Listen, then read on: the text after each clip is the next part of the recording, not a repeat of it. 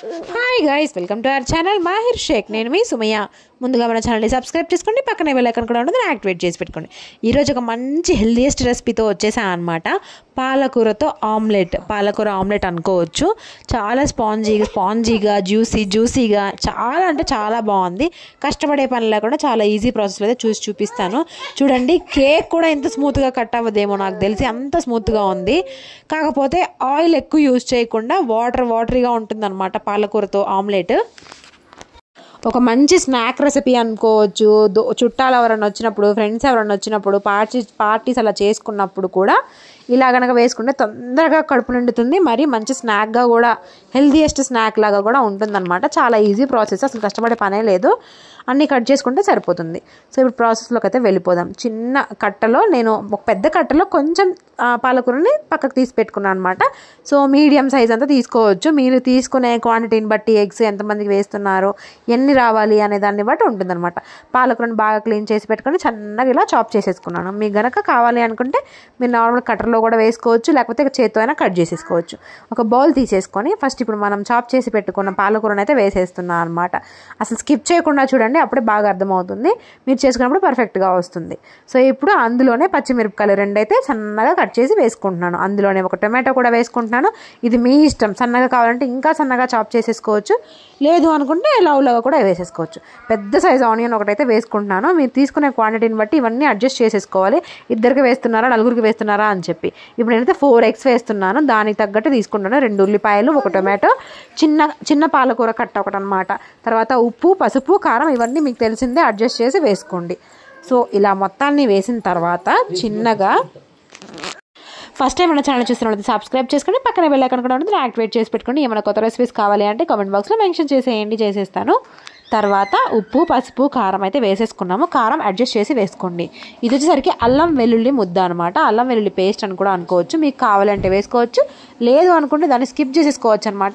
ఇందులో మీకు ఇంకా స్పైసీగా కావాలి అంటే చికెన్ మసాలా, గరం మసాలా ఇవన్నీ వేసుకోవచ్చు. నేనైతే వేయట్లేదు.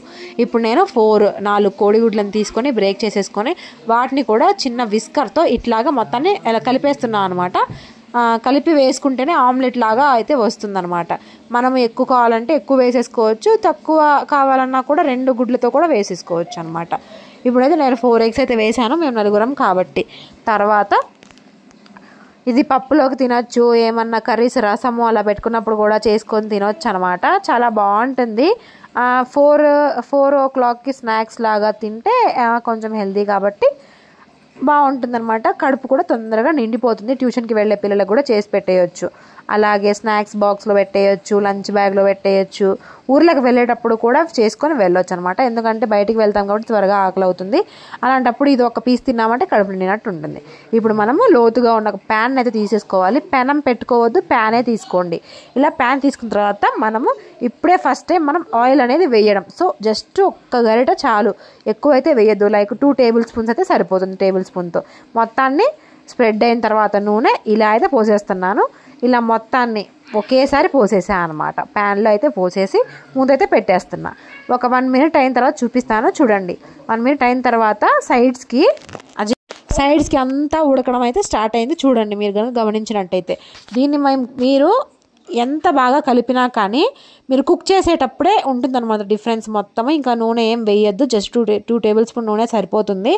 తర్వాత ఇలా ప్యాన్ కదిపితే కదలాలి. అప్పుడు దాకా మీరు సిమ్ మీద పెట్టుకొని కుక్ చేసుకోవాలన్నమాట.